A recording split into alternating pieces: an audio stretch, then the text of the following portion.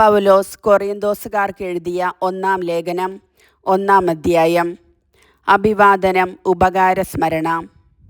യേശുക്രിസ്തുവിൻ്റെ അപ്പോസ്തലനായി ദൈവഹിതാനുസരണം വിളിക്കപ്പെട്ട പൗലോസും സഹോദരൻ സൊസ്തേനസും കൊറിന്തോസിലുള്ള ദൈവത്തിൻ്റെ സഭയ്ക്ക് എഴുതുന്നത്. യേശുക്രിസ്തുവിൽ വിശുദ്ധരായവർക്കും വിശുദ്ധരാകാൻ വിളിക്കപ്പെട്ടവർക്കും നമ്മുടെ കർത്താവായ യേശുക്രിസ്തുവിൻ്റെ നാമം എല്ലായിടത്തും വിളിച്ചപേക്ഷിക്കുന്ന എല്ലാവർക്കും നമ്മുടെ പിതാവായ ദൈവത്തിൽ നിന്നും കർത്താവായ യേശുക്രിസ്തുവിൽ നിന്നും കൃപയും സമാധാനവും. യേശുക്രിസ്തുവിൽ നിങ്ങൾക്ക് കൈവന്ന ദൈവകൃപയ്ക്ക് ഞാൻ നിങ്ങളെ പ്രതി ദൈവത്തിന് സദാ നന്ദി പറയുന്നു. എന്തുകൊണ്ടെന്നാൽ അവിടുന്ന് എല്ലാവിധത്തിലും പ്രത്യേകിച്ച് വചനത്തിലും വിജ്ഞാനത്തിലും നിങ്ങളെ സമ്പന്നരാക്കി. ക്രിസ്തുവിനെ പറ്റിയുള്ള സാക്ഷ്യം നിങ്ങളിൽ ഉറപ്പിക്കപ്പെട്ടതിൻ്റെ ഫലമായി നമ്മുടെ കർത്താവായ യേശുക്രിസ്തുവിൻ്റെ വെളിപാട് കാത്തിരിക്കുന്ന നിങ്ങൾക്ക് യാതൊരു ആത്മീയ ദാനത്തിൻ്റെയും കുറവില്ല. നമ്മുടെ കർത്താവായ യേശുക്രിസ്തുവിൻ്റെ ദിനത്തിൽ നിങ്ങൾ കുറ്റമില്ലാത്തവരായിരിക്കേണ്ടതിന് അവസാനം വരെ അവിടുന്ന് നിങ്ങളെ പരിപാലിക്കും. തൻ്റെ പുത്രനും നമ്മുടെ കർത്താവുമായ യേശുക്രിസ്തുവിൻ്റെ സഹവാസത്തിലേക്ക് നിങ്ങളെ വിളിച്ച ദൈവം വിശ്വസ്തനാണ്. വിശ്വാസികൾക്കിടയിൽ ഭിന്നത. സഹോദരരെ, നിങ്ങൾ എല്ലാവരും സ്വരച്ചേർച്ചയോടും ഐക്യത്തോടും ഏകമനസ്സോടും ഏകാഭിപ്രായത്തോടും കൂടെ വർത്തിക്കണമെന്ന് നമ്മുടെ കർത്താവായ യേശുക്രിസ്തുവിൻ്റെ നാമത്തിൽ ഞാൻ നിങ്ങളോട് അഭ്യർത്ഥിക്കുന്നു. എൻ്റെ സഹോദരരെ, നിങ്ങളുടെ ഇടയിൽ തർക്കങ്ങൾ ഉണ്ടെന്ന് ക്ലോയയുടെ ബന്ധുക്കൾ എന്നെ അറിയിച്ചിരിക്കുന്നു.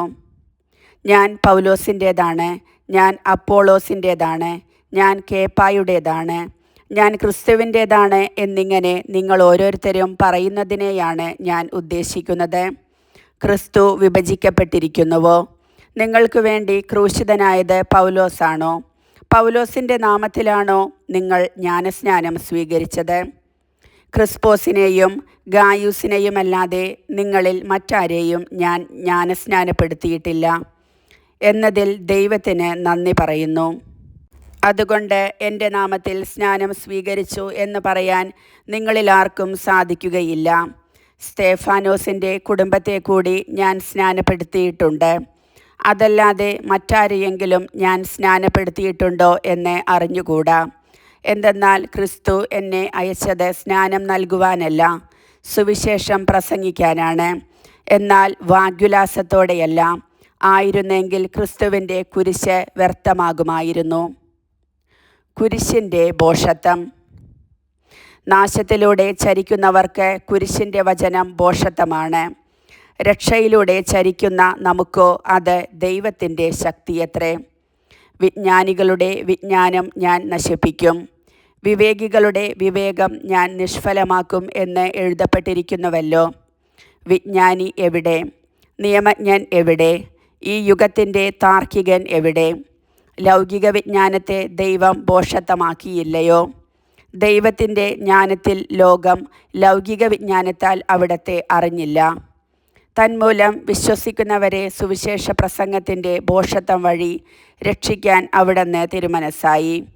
യഹൂദർ അടയാളങ്ങൾ ആവശ്യപ്പെടുന്നു, ഗ്രീക്കുകാർ വിജ്ഞാനം അന്വേഷിക്കുന്നു. ഞങ്ങളാകട്ടെ യഹൂദർക്ക് ഇടർച്ചയും വിജാതിയർക്ക് ഭോഷത്വവുമായ ക്രൂശിക്കപ്പെട്ട ക്രിസ്തുവിനെ പ്രസംഗിക്കുന്നു.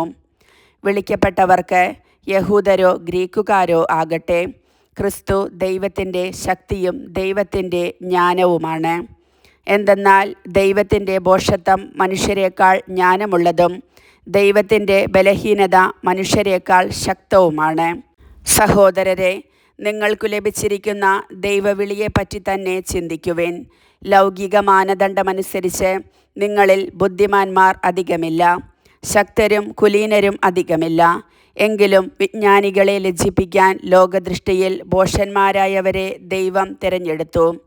ശക്തമായവയെ ലജ്ജിപ്പിക്കാൻ ലോകദൃഷ്ടിയിൽ അശക്തമായവയെയും നിലവിലുള്ളവയെ നശിപ്പിക്കുവാൻ വേണ്ടി ലോകദൃഷ്ട്യ നിസ്സാരങ്ങളായവയെയും അവഗണിക്കപ്പെട്ടവയെയും ഇല്ലായ്മ തന്നെയും ദൈവം തിരഞ്ഞെടുത്തു.